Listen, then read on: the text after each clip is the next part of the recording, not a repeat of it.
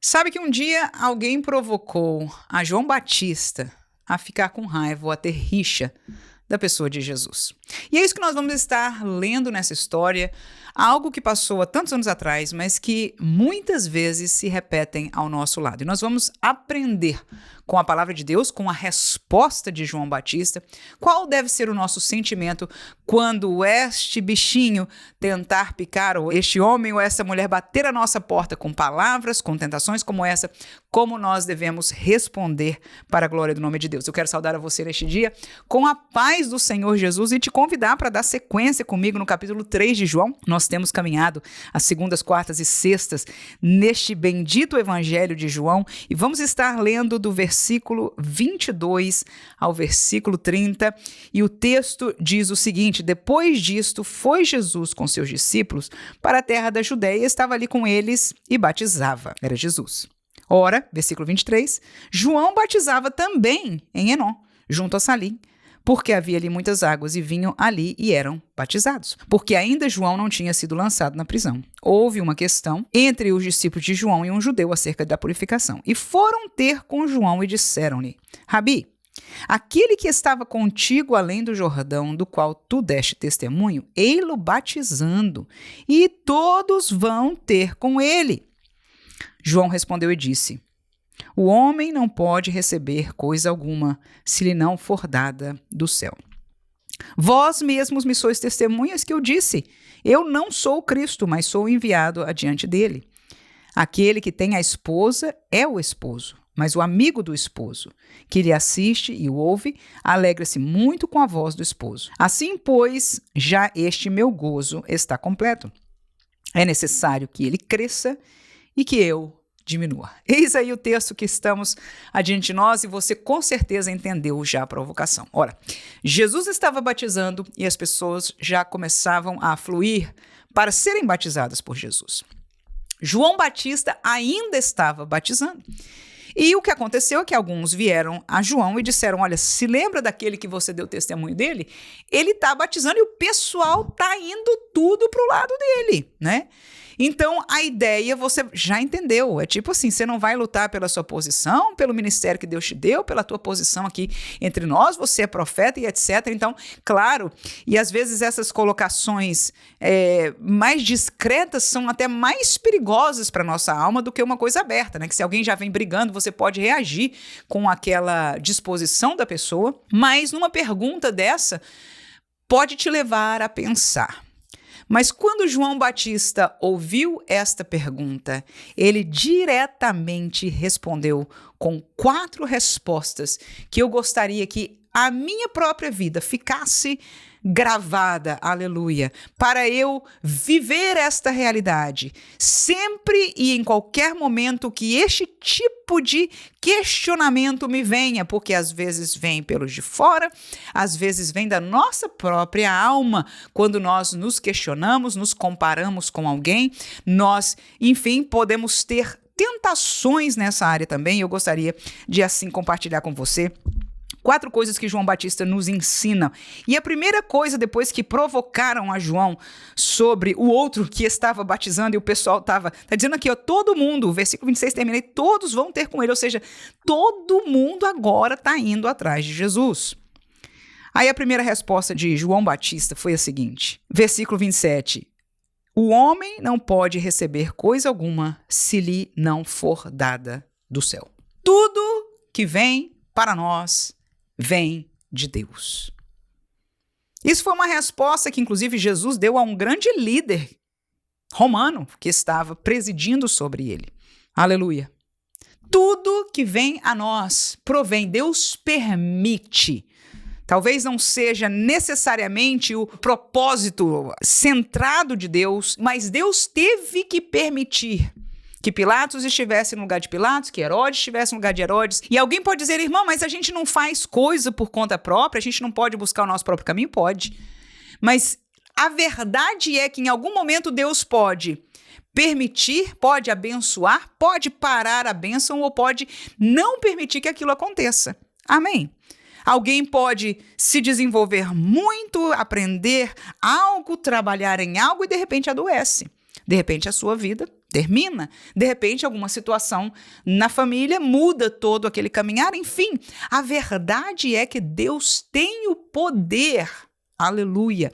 Ele pode parar ou interferir para bem ou para mal na vida de qualquer. Então, esta palavra melhor dita, como João diz aqui, é que ninguém pode ter nada, a não ser que Deus tenha permitido. Então, a permissão de Deus. No caso de João e de Jesus, não era só permissão. Deus tinha verdadeiramente para ambos um propósito. Vamos analisar a diferença, porque isso aqui é muito interessante. Para a maioria de nós trabalhamos com Deus e Deus para conosco num caminhar de permissão. Nós oramos pedindo a permissão do Senhor, nós sentimos a resposta do Espírito Santo de Deus muitas vezes nas nossas vidas, queremos crer que nós estamos sempre obedecendo à direção do Espírito Santo, mas podemos errar, mas este caminhar está na direção de Deus na maioria dos casos, mas há casos, inclusive, de pessoas como eu e você, que Deus tem os seus propósitos definidos. Deus chamou esta pessoa, não é, para um propósito, para uma missão, para um cargo, para, enfim, aquilo que ele possa ter. No caso de João e de Jesus, é evidente, é bíblico, foi profetizado, ambas pessoas, né, foram profetizadas a sua vinda, e aqui está um caso desse. Então, João, na mesma, como a gente diz no português, né, na lata, ele respondeu, não, peraí, não vem me meter de briga com ele não, porque ninguém aqui é nada, a não ser que Deus permita, a não ser que Deus dê. Essa foi a primeira resposta. E tem uma outra palavra que o meu pastor às vezes mencionava, ele diz, se é teu, se Deus deu para você, ninguém vai poder te roubar. Se Deus te chamou para este propósito, ninguém vai poder te tirar. Você pode desfalecer. Você pode, vamos dizer, fugir do propósito de Deus. Jonas tentou, na verdade. Não. Jonas fugiu. E o fim dele seria a morte, no ventre daquele peixe grande. Mas o que aconteceu ali é que ele se arrependeu e ele clamou ao Senhor, e o Senhor quis dar uma segunda chance. Veja bem o que aconteceu. Mas a realidade é que ninguém, a não ser você que desista, aleluia, se Deus te deu, pode te roubar. Então, cabe a nós, se temos um chamado de Deus, obedecer, colocar esforço, fazer a vontade de Deus em nossa vida, e ninguém vai poder tomar aquilo que Deus nos deu, a não ser que nós mesmos o façamos. A segunda coisa que João nos ensina, ele diz, eu não sou o Cristo. Ele diz, eu já falei para vocês. A segunda resposta é essa, cada um tem a sua vocação. Quando perguntaram, então Jesus está batizando agora, todo mundo está indo para ele, ele diz, espera aí, eu já falei para vocês antes, eu não sou o Cristo. Este não é o meu chamado. Aleluia! Como é bom entender a nossa vocação. Eu não sou pastor, eu não sou missionária, eu não sou a professora, eu não sou isso. Eu sou uma serva. E às vezes podemos ser. Eu sou uma professora de escola dominical, eu não sou um pastor, eu não sou um evangelista. Amém? Então, quando nós entendemos o lugar e damos o crédito e a visão bíblica, aquilo que Deus deu, e Deus deu para a igreja dons espirituais, dons ministeriais para a edificação da igreja, e não deu a todo mundo, todos, não. Uns trabalham com umas coisas e outros outras, e Deus deu isso para que haja abundância na igreja do Senhor Jesus. Então, nós não precisamos anelar, ter desejo, ter ciúme do dom de ninguém. De maneira alguma. Aliás, biblicamente, deixa eu ser bem sincera, se a gente tiver pouco nós vamos ser cobrados. E é verdade que a cobrança de Deus para quem tem muito é grande, irmãos. Não pense que as pessoas que lhes foram dadas muita vocação, muito privilégio, não é? Deus abriu as portas para eles, não vão dar conta daquilo que Deus deu, porque é bíblico que está escrito. A nossa vida de servir com pouco é uma vida tranquila. Aleluia. Então, esta cobiça não só não é divina, mas não é nem inteligente. Glória a Jesus no sentido do reino das coisas, do reino de Deus. Então, a resposta segunda é essa. Eu conheço o meu lugar. Eu sei quem eu sou no projeto de Deus, aleluia. Eu não sou o Cristo. Cada um na sua vocação, cada um na sua posição. Para que eu vou me meter? Ela é a regente do coral. Para que eu vou ficar emburrada com isso? Ele é o líder do louvor, aleluia. Vamos ao contrário, honrar, que foi o que João Batista vai fazer aqui na frente. Não vou passar adiante. Terceira coisa que ele ensina, está no versículo 29. Ele diz assim, aquele que tem a esposa é o esposo. Mas o amigo do esposo, que ele está se referindo a ele. Ele está se referindo a João como o amigo do esposo. Ele diz, olha, aquele que tem a esposa, que é a igreja, é o esposo. Mas o amigo do esposo, que lhe assiste e o ouve, alegra-se muito com a voz do esposo. Chegou o esposo. A voz dele está sendo escutada. Ele chegou, ele é o rei da festa, a um casamento, a uma boda. O esposo e a esposa, o noivo e a noiva são o centro. O amigo sobra nessa hora. O amigo é muito bom, é muito fiel, é muito lindo. Faz parte da história daquele esposo. Glória a Deus. Mas na hora do casamento, na hora que ele chega, na hora que ele entra, acabou, não tem para mais ninguém. E esta é a colocação dele, que eu aprendo com isso. Ele diz, eu estou feliz. Este versículo 29, ele fala claramente, alegra-se aquele que assiste, o amigo que assiste a ele, está vendo ele aqui agora, e ouve a ele, alegra-se muito com a voz do esposo. E este deve ser o sentimento no nosso coração. E se nós não sentimos assim, é hora de nós clamarmos ao Senhor por liberdade espiritual. Porque ciúme espiritual é uma desgraça, é uma gangrena, mata, asfixia e a pessoa não consegue sair para mais nada. Não há vigor, não há virtude. Você pode até obrar nas coisas da igreja, mas a virtude divina, a virtude espiritual não flui, irmãos. E nós conhecemos, graças a Deus, porque nós vivemos neste tempo que o Espírito habita em nós e nós conhecemos e reconhecemos a sua atuação. Então, claro, nós entendemos bem, alguém pode estar falando da palavra de Deus, mas não ter essa virtude espiritual, e muitos estão neste caminho por causa de uma seta como essa. Você está vendo ela e etc. E caíram aí. Mas o que nós devemos fazer e aprender hoje com João Batista é que eu me alegro muito por ela estar sendo abençoada na posição que Deus a colocou, aleluia. Quando ela entra, quando ela faz, os irmãos estão dando glória a Deus, eu estou orando por aquele irmão, aleluia. Mesmo que no fundo eu gostaria de fazer o mesmo trabalho que ele, né? Mas eu estou orando por ele para que Deus o abençoe, verdade? E quão lindo é ver ele ser usado por Deus, aleluia. Oh, irmão, que Deus guarde os nossos corações para sermos mais como João Batista, entendermos, cada um de nós tem a sua vocação. Afinal de contas, a gente está trabalhando para que reino?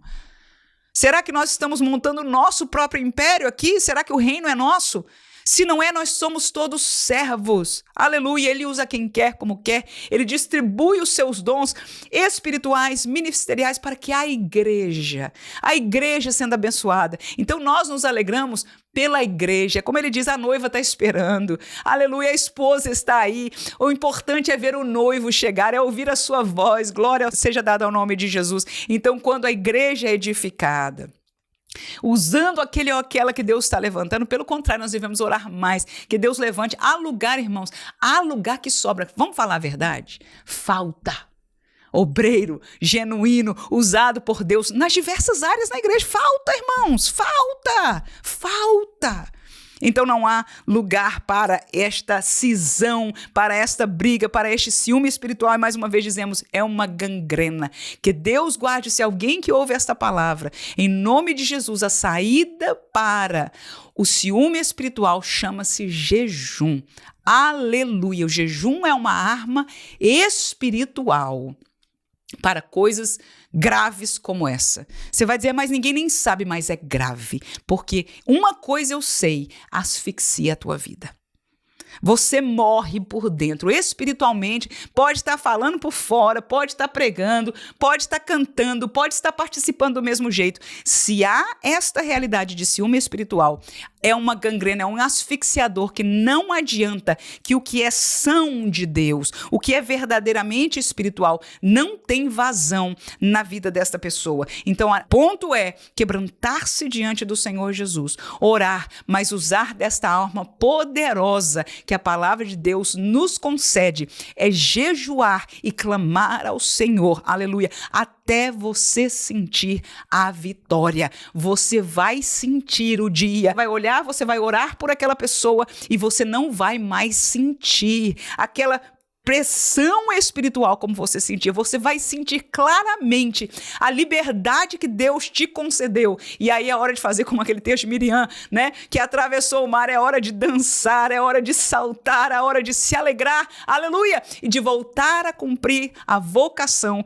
que o Senhor te deu. Amém? A última coisa que João nos coloca é a última frasezinha aí, que é o versículo 30. Ele disse: é necessário que ele cresça e eu diminua. A última lição é essa. Ele entendia o projeto de Deus. E no projeto de Deus para João, ele veio ser aquele que vinha adiante, preparar o caminho deste Jesus, que agora já estava chamando a atenção das pessoas. As pessoas já estavam afluindo para ele, aleluia. As pessoas já estavam começando a reconhecê-lo por aquilo que ele é, aquilo que ele veio fazer. Ele reconhecia o seu lugar e ele disse agora claramente para aquelas pessoas: importa, aleluia, que ele cresça e eu diminua. Ou seja, nesta realidade não pode, neste caso aqui, os dois não podem ficar. Há casos que tem lugar para dois, há casos que não tem, há casos que você é um ajudador. Quanto tempo eu vivi praticamente a minha vida como crente, sendo esta pessoa, no melhor do sentido, que carregava a pasta de alguém. Essa é uma expressão que a gente fala, não é? Mas que quer dizer o quê? Eu sou a mão direita, eu sou ajudador, mas ninguém reconhece essa pessoa. Você está por trás, então quando você faz tudo para que esta pessoa cresça e você desaparece. Este sentimento é divino, se este é o chamado que aconteceu. E eu vou levar você ao período de Moisés e Josué. Josué era esta pessoa. E se for do plano de Deus, se for da vontade de Deus, vai acontecer o que aconteceu no tempo de Moisés. Quando Moisés morreu, Deus já tinha preparado, aleluia, aquele que seria o sucessor de Moisés. Estava ali aquele rapaz na tenda, não é? Já preparado, que já tinha estado, já tinha servido, já tinha sido provado pelo Senhor e através da vida de Moisés, do serviço ao ministério de Moisés. Então agora ele estava pronto para servir. Se não for a vontade de Deus, como no caso de João Batista, você vai diminuir e vai desaparecer. Mas diante de Deus, escute por favor, Jesus abriu a boca para falar sobre João Batista uma certa vez, questionado. E ele disse: não houve jamais de mulher nascido profeta tão grande como João Batista. E você pergunta, foi o número de anos que ele profetizou? Não. Foi o tanto que ele escreveu ou falou? Não.